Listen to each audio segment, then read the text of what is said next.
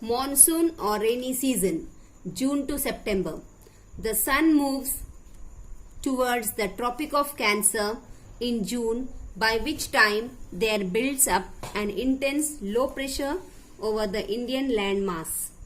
The low pressure areas attract winds from the sea which are relatively at a high pressure. These winds are known as southwest monsoon. The rainfall due to the southwest monsoon winds brings much relief to the hot and dry Indian landmass. The shape of peninsular India divides the southwest monsoon winds into the Arabian Sea branch and children, first before turning the page we'll do this yellow box.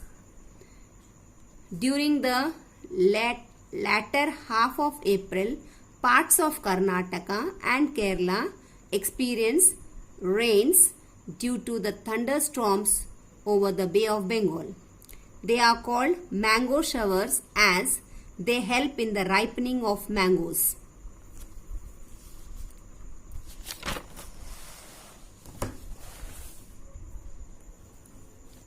Bay of Bengal branch. The more powerful Arabian Sea branch first strikes the Western Ghats and causes heavy rainfall in the western coastal strip of Kerala, Maharashtra, Karnataka and parts of Gujarat. By the time it crosses the Western Ghats, it sheds most of its moisture and brings little rainfall to the Deccan Plateau.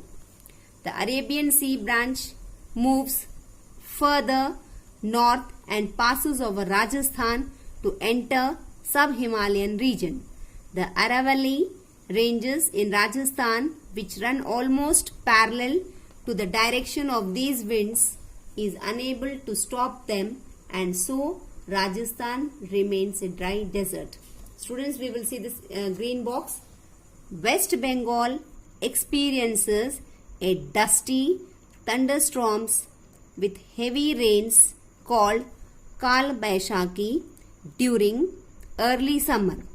This brings relief from the hot, humid heat. Pink box. The word monsoon is derived from the Arabic word manswim, which means season. The Bay of Bengal branches crosses the Ganga-Brahmaputra delta and reaches the lower Himalayan in Meghalaya.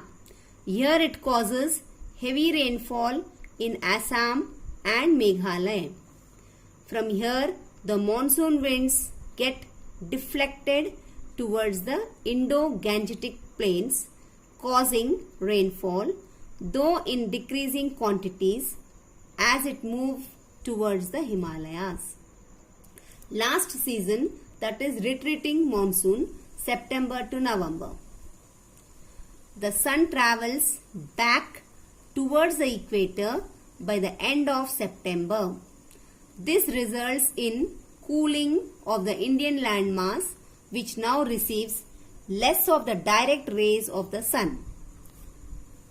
The sky remains clear and there is still moisture in the air.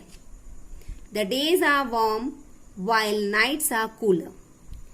There develops high pressure over the relatively cooler landmass from which winds start to blow towards the sea, which is warmer and hence has a low pressure developed over it.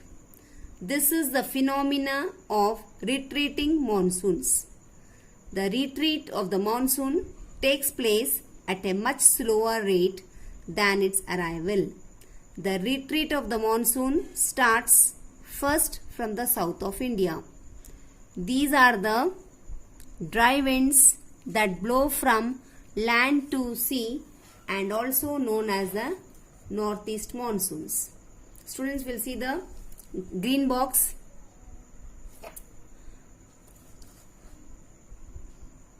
Mainsram, a village situated on the Khasi Hills near Shillong, receives the highest rainfall in the world?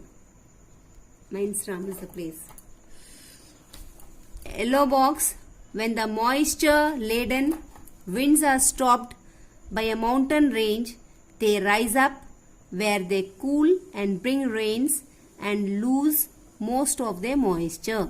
This side of the mountain range in the windward side and the opposite side is the leeward side, which receives very little rain. Such a type of rainfall is called orographic rainfall.